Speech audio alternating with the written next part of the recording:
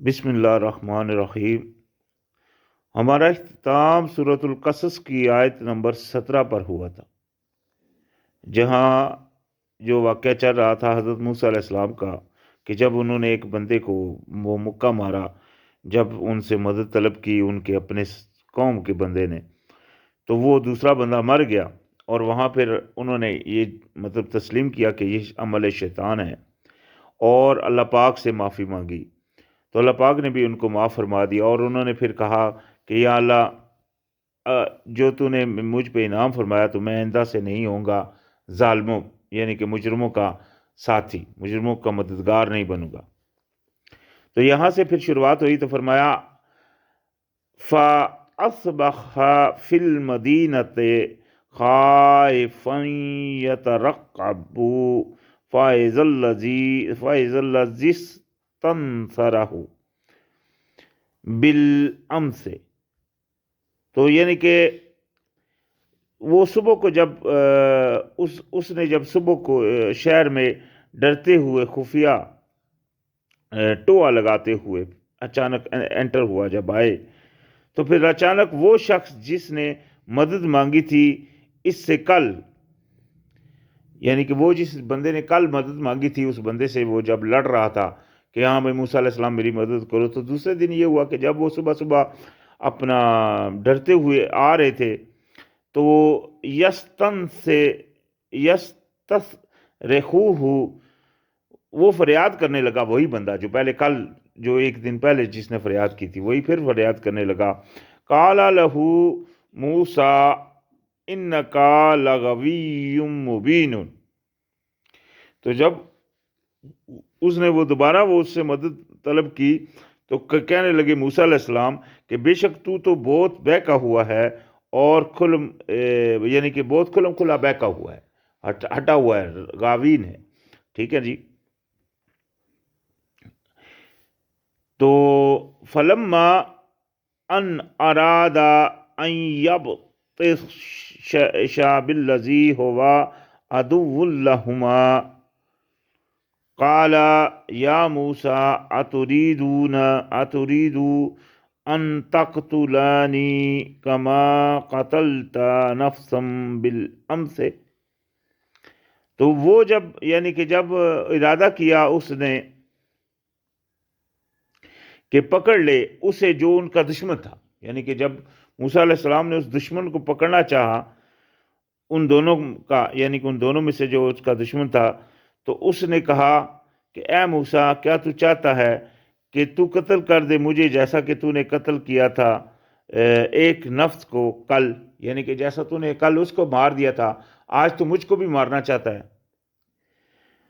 ان تريد الا ان تكون جبارا في الارض وما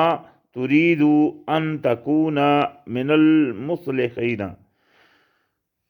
تو چاہتا ہے نہیں مگر یہ کہ تو زبردستی کرنے والا ہو زمین میں، اور نہیں تو چاہتا کہ تو ہو اصلاح کرنے والوں میں سے، یعنی کہ تیری مرضی یہ ہے کہ تو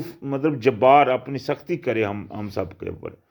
اور تو نہیں چاہتا کہ تو اصلاح کرے۔ تو یہ اس نے تہمت لگائی حضرت موسیٰ علیہ السلام پر۔ وَجَاءَ رَجُلٌ مِّنْ أَقْصَى الْمَدِينَةِ يَسْعَىٰ، تو آیا ایک آدمی بھاگتا ہوا اس شہر میں سے، قالا، کہنے لگا، یا موسیٰ ان الملأ یأتمرون بک لیقتلوک فاخرج انی لک من الناصحین، یعنی کہ وہ بندہ جو بھاگتا ہوا آیا تو اس نے آ کر کہا کہ کہنے لگا اے موسیٰ کہ سردار جو ہیں وہ مشورہ کر رہے ہیں تیرے بارے میں کہ قتل کر دیں، یعنی کہ وہ حکم چلا رہے ہیں اس بارے میں کہ تجھ کو قتل کر دیں، پس نکل جا، بے شک میں تیرے لیے خیر خواہ ہوں۔ یعنی کہ ایک بندے نے آ کر انفارمیشن دی حضرت موسیٰ علیہ السلام کو کہ آپ بھاگ جائیے، دیکھیں سارا یہ سلسلہ جو چل رہا ہے یہ جا کر اس جگہ پہ ختم ہوگا یا موسیٰ علیہ السلام اللہ سے ہم کلام ہوں گے، کہ یہ سارا اللہ پاک نے عمل کیا ان کو جانچنے کے لیے اور ان کو مضبوط کرنے کے لیے اپنی راہ میں۔ تو خیر وہ بندہ جب آیا تو اس نے اس طرح کے جب ان سے آ کر بات کی تو موسیٰ علیہ السلام نے کیا کیا، فخرج منہا، تو وہ نکل پڑا، یعنی کہ موسیٰ علیہ السلام نکل پڑے اس سے، خائفا یترقب، ڈرتے ہوئے، خفیہ ٹول لگاتے ہوئے، یعنی کہ اپنی دیکھتے بالتے ادھر سے نکل پڑے۔ اور وہاں سے نکلتے ہوئے یہ جو دعا کی، یہ بہت اہم دعا ہے، کہنے لگے کالا رب نجینی من القوم الظالمین، کہنے لگے میرے پروردگار مجھ کو نجات دے ظالم قوم سے، یعنی کہ ظالم قوم سے مجھے بچا لے، مجھے نجات دے یہاں سے۔ ولما توجہ تلقاء مدین قال عسى ربی ان یہدینی سواء السبیل، یعنی کہ جب موسیٰ علیہ السلام نے رخ کیا جانب مدین، مدین وہ ایک شہر ہے جو کہ فلسطین کے ایریے میں آتا ہے، تو جب وہ وہاں سے نکلے اور انہوں نے دعا کی کہ یا اللہ، اس کی طرف رخ کیا ہوا تھا اور کہنے لگے کہ امید ہے کہ میرا رب کہ وہ دکھائے گا مجھے سیدھا رستہ، یعنی کہ اللہ کے اوپر دیکھیں بھروسہ تھا ان کا، انہوں نے اللہ سے وہ معافی مانگی اور اللہ کے اوپر بھروسہ رکھنے والے تھے وہ۔ تو خیر ہوا یہ، ولما ورد ماء مدین وجد علیہ امة من الناس یسقون ووجد، یعنی کہ جب وہ وارد ہوئے پانی پر، یعنی کہ پانی کا وہاں کوئی کنواں تھا، جب وہاں پہنچے موسیٰ علیہ السلام مدین کے اندر، وہاں کوئی ایک کنواں تھا پانی پلانے والا، تو انہوں نے پایا اس پر ایک گروہ کو، لوگوں کو کہ وہ پانی پلا رہے تھے، یعنی کہ کچھ بندے تھے وہ اپنے چوپایوں وغیرہ کو پانی پلا رہے تھے۔ تو وہاں ساتھ ہی انہوں نے کیا دیکھا، وَوَجَدَ مِن دُونِهِمْ امْرَأَتَيْنِ تَذُودَانِ، یعنی کہ ان کے پاس انہوں نے پایا دو عورتوں کو، وہ دونوں ہٹی ہوئی تھی، یعنی کہ وہ دونوں سائڈ کے اوپر کھڑی تھی، ان کے پاس بھی، جیسا کہ تورات میں آتا ہے کہ ان کے پاس بھی جانور تھے، وہ بھی اپنی جانوروں کو پانی پلانا چاہتی تھی، تھوڑی سے ہٹ کر کھڑی تھی کنویں سے، تو ان کا وہ مطلب کالا،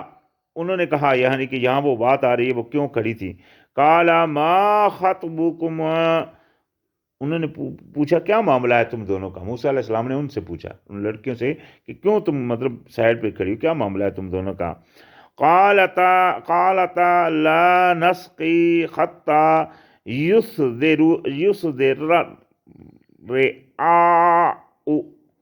وابونا شیخ کبیر، یعنی کہ وہ لڑکیوں نے ان کو اپنا جواز بتایا اور کہنے لگی کہ معاملہ ہے، تم دونوں کہنے لگی کہ نہیں ہم پلا سکتی پانی یہاں تک کہ وہ واپس لے جائیں اپنے چرائے، یعنی کہ اپنے مویشیوں کو دوسرے جو بندے پلا رہے ہیں، اور ہمارے جو ابو ہیں، ہمارے جو بابا ہیں وہ بوڑھے ہیں، یعنی کہ وہ کافی بوڑھے ہیں، ضعیف ہیں، اور چونکہ ہم آئی ہیں پلانے کے لیے، لیکن ہم نہیں ان کو پلا سکتی جب تک یہ اپنی ان کو واپس نہ لے جائیں اپنا چرپایوں کو۔ فسقا لہما ثم تولی الی الظل، تو انہوں نے پانی پلوا دیا، یعنی کہ موسیٰ علیہ السلام نے ان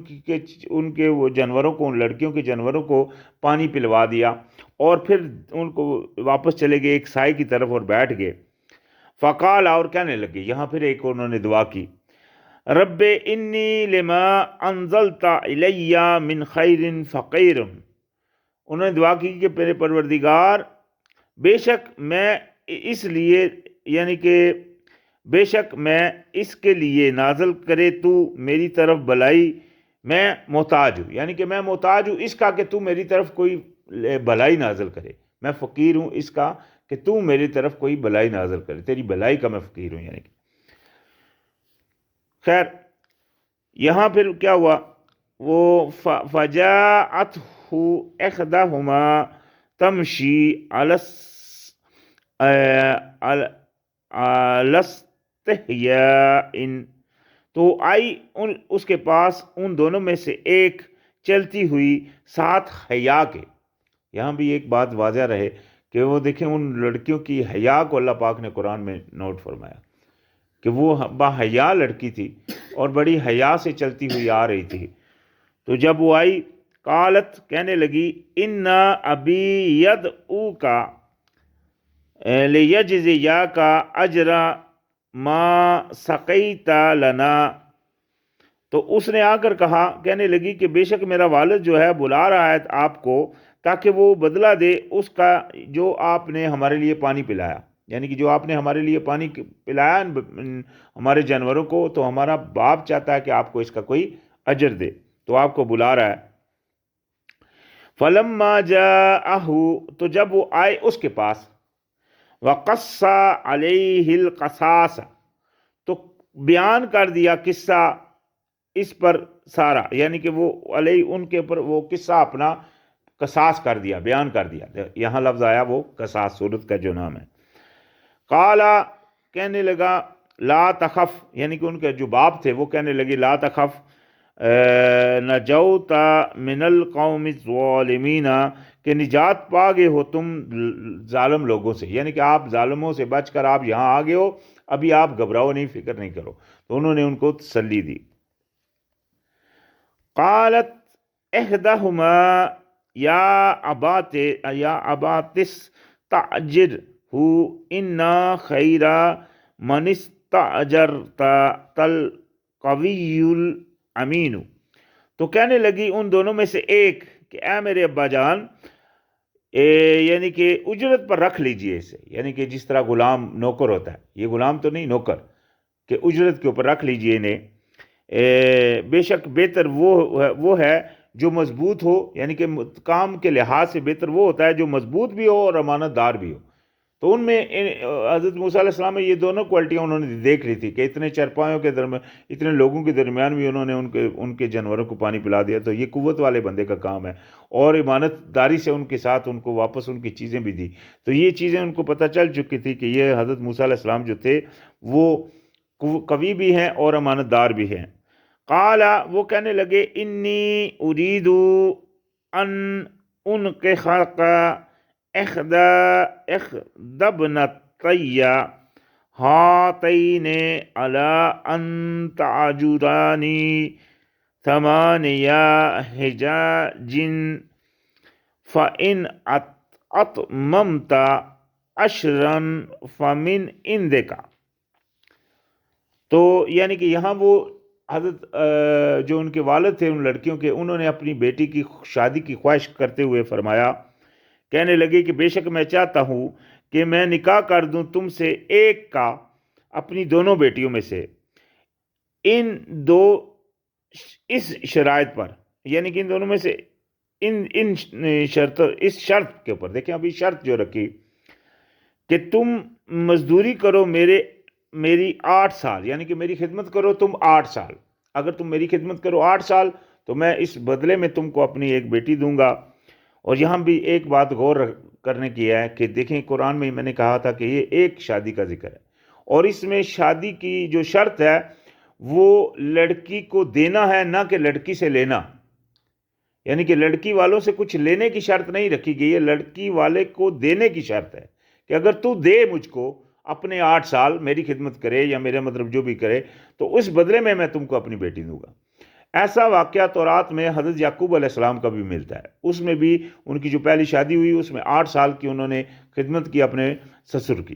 تو پھر اس کی دوسری شادی ہوئی، دوسری میں بھی یہی عمل کیا انہوں نے. تو خیر یہاں انہوں نے جب یہ ان کے سامنے رکھی بات کہ اس شرط کے اوپر کہ تم 8 سال کرو، اگر پھر ساتھ ہی فرما دیا اگر پورے کر دو تم 10 تو وہ تمہاری طرف سے ہیں، یعنی کہ اگر تم 2 سال فالتو کر دو تو وہ تمہاری طرف سے ہیں، شرط کے 8 ہی ہیں. مطلب یہ ہوا وما اريد ان اشق عليك ستجدوني ان شاء اللہ من الصالحین. تو انہوں نے کہا کہ نہیں میں چاہتا کہ تم پر مشقت ڈالوں، یعنی کہ تم پر اور مشقت ڈالوں، یعنی کہ یہ جو میں نے کہہ دیا اس کے علاوہ میں نہیں چاہتا کہ تم پر اور مشقت ڈالوں، مزید عرصہ تم سے مانگو یا طلب کرو، لہذا یہ میں نہیں چاہتا، اور انشاءاللہ تو مجھے پائے گا نیک لوگوں میں سے، یعنی کہ جو میں نے وعدہ کیا ہے، پھر وعدہ دیکھیں، وعدے کے اوپر آنا یہ نیک لوگوں کا کام ہے، وعدہ خلافی کرنا یہ مجرموں کا کام ہے، اس لیے وعدہ جو ہے نا اس کے اوپر عمل کرنا، وعدے کے اوپر پیرا ہونا، یہ اللہ پاک نے قرآن میں حکم فرما دیا۔ اللہ پاک نے قرآن میں فرمایا، سورہ ہم پڑھ کر آئے ہیں پیچھے سورہ بنی اسرائیل میں، کہ اللہ پاک نے کیا فرمایا کہ جو عہد کرو اس کو پورا کرو، اور یہی نہیں اور جگہ بھی ہم پڑھ کر آئے، تو یہ اللہ کا حکم ہو گیا۔ اگر آپ عہد شکنی کریں گے، کہہ کر بات عہد دے کر پیچھے ہٹیں گے، تو آپ اللہ کی نافرمانی کر رہے ہیں، یہ جان رکھیں، اور جو اللہ کی نافرمانی کرتا ہے تو اللہ پاک نے اس کے اوپر کفر کا فتویٰ لگایا ہوا ہے۔ اللہ پاک نے فرمایا وَمَن لَّمْ يَحْكَمْ بِمَا أَنزَلَ اللَّهُ فَأُولَٰئِكَ هُمُ الْكَافِرُونَ، جو اللہ کے اتارے کے مطابق فیصلہ نہیں کرتا وہ کافر ہے۔ یہ مت سوچے کہ آپ چھوٹا سا بات وعدہ کر کے اگر بندے سے آپ پورا نہیں کر رہے تو یہ نارمل سی بات ہے، نارمل سی بات نہیں ہے، یہ اللہ پاک کی نافرمانی ہے، اور یہی مومن کے لیے ضروری ہے کہ اس کی نافرمانی سے بچے۔ تو لہذا انہوں نے یہ بات ان کو بیان کر دی کہ یہ یعنی کہ آپ مجھے پائیں گے ضرور نیکوں میں سے۔ قالا، کہنے لگا، ذالکا بینی و بینکا ایام الاجلین قضیت فلا عدوان علی، یعنی کہ انہوں نے کہا، موسیٰ علیہ السلام نے کہا کہ یہ بات اسی طرح یعنی کہ ہو گئی ہمارے پاس، ہمارے یہاں طے پا گئی، یعنی کہ اسی طرح ہمارے درمیان اور درمیان تمہارے، یعنی کہ میرے اور آپ کے درمیان یہ بات طے پا گئی، جو بھی دو مدتوں میں سے میں پوری کر دوں، یعنی کہ ان دو مدتوں میں سے جو بھی میں پوری کر دوں تو نہ ہوگی کوئی زیادتی مجھ پر، یعنی کہ اس کے بعد پھر میرے اوپر کوئی زیادتی نہیں ہوگی۔ واللہ علی ما نقول وکیل، اور اللہ ہی ہے گواہ ہمارا اس کے اوپر جو ہم کہہ رہے ہیں۔ ابھی یہ دیکھیں نکاح ہوا، اس میں کتنے گواہ ہیں؟ گواہ تو کوئی نہیں، نکاح ہو رہا ہے، گواہ کی تو بات ہی نہیں ہے۔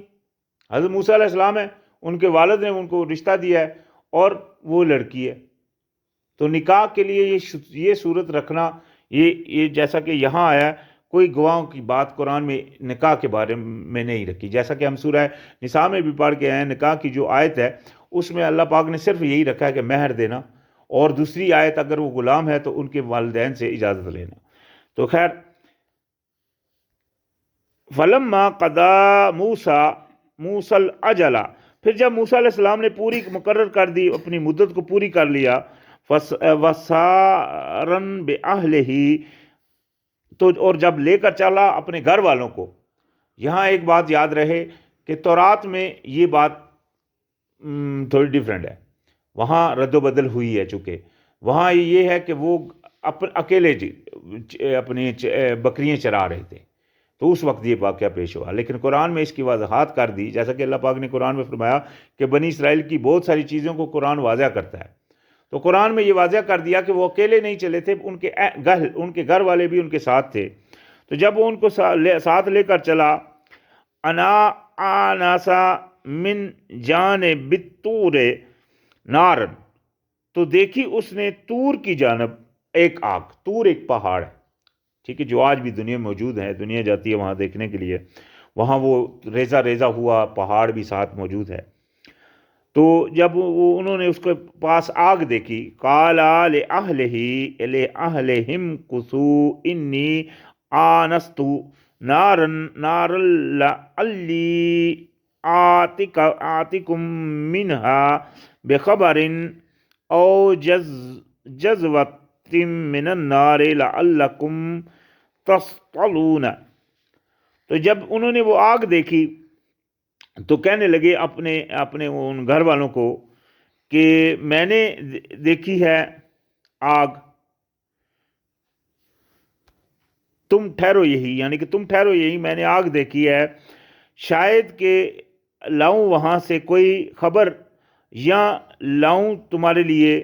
کوئی انگارہ، یعنی کہ لاؤں وہاں سے کوئی خبر یا انگارہ آگ میں سے، تاکہ تم اس کو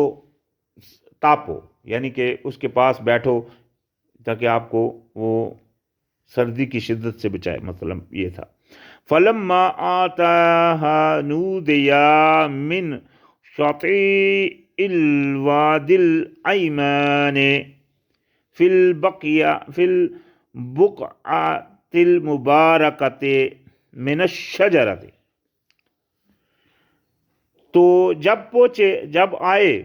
اس کے پاس تو پکارا گیا کنارے سے وادی کے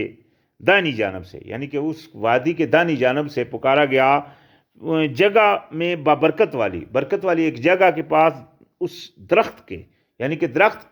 کے پاس جو دائنی طرف درخت تھا اس کے پاس برکت والی جگہ کے پاس ان کو پکارا گیا۔ یہاں درخت کا نام نہیں آیا، یعنی کہ ذکر آیا کہ درخت ہے۔ اسی طرح قرآن میں کتنی دفعہ یہ واقعہ بیان ہوا ہے، تو ہر جگہ درخت کا ذکر ضرور آیا لیکن درخت کا نام نہیں بیان کیا گیا کون سا درخت تھا۔ تو اس کے بارے میں سورہ بنی اسرائیل کی پہلی آیت کے اوپر پوری تفسیر دے چکا ہوں کہ حضرت موسیٰ علیہ السلام جس درخت کے پاس اللہ سے ہم کلام ہوئے، اس کا ذکر آتا ہے تورات میں، اور تورات میں لکھا ہوا ہے کہ یہ درخت جو ہے یہ بیری کا درخت تھا، یعنی کہ جس کو قرآن میں سدرہ کہا گیا۔ تو حضرت نبی علیہ السلام جس رات مسجد حرام سے مسجد اقصیٰ لے جائے گے، اس رات بھی انہوں نے ان کی حدیثوں میں ایک حدیث ہے کہ انہوں نے اس درخت کے پاس اپنا نماز پڑھی جہاں موسیٰ علیہ السلام ٹھہرے تھے، تو وہ یعنی کہ سدرہ کے درخت تھا۔ پھر سورہ نجم میں آتا ہے کہ انہوں نے اس کو نازل ہوئے دوبارہ دیکھا عند سدرۃ المنتہیٰ، وہ بیری والی درخت کے پاس، یعنی کہ انہوں نے حضرت وہ جو اوپر سے فرشتہ آیا ہے جو بھی، انہوں نے اس کو دوبارہ دیکھا نازل اترتا ہوا وہ سدرہ کے پاس، یعنی کہ وہ جو بیری کا درخت تھا۔ تو بیری کا درخت یہ وہ درخت ہے جو کہ موسیٰ علیہ السلام نے جہاں اللہ پاک سے پہلی دفعہ ہم کلام ہوئے، تو جب وہاں پہنچے تو کیا ہوا، وہاں سے پھر اللہ پاک نے ان کو پکارا اور کہا ان یا موسیٰ انی انا اللہ رب العالمین، تو انہوں نے اللہ پاک نے ان کو پکارا اور فرمایا کہ اے موسیٰ میں اللہ ہوں جو رب ہوں، پروردگار ہوں تمام جہانوں کا۔ تو آج انشاءاللہ یہاں تک ہم رکیں گے، کیونکہ یہاں جب اللہ پاک ان سے ہم کلام ہوئے، پھر یہاں سے واقعہ چلتا ہے کہ وہ پھر جب گئے آگے، تو انشاءاللہ یہاں سے آگے کل شروعات ہوگی۔ السلام علیکم۔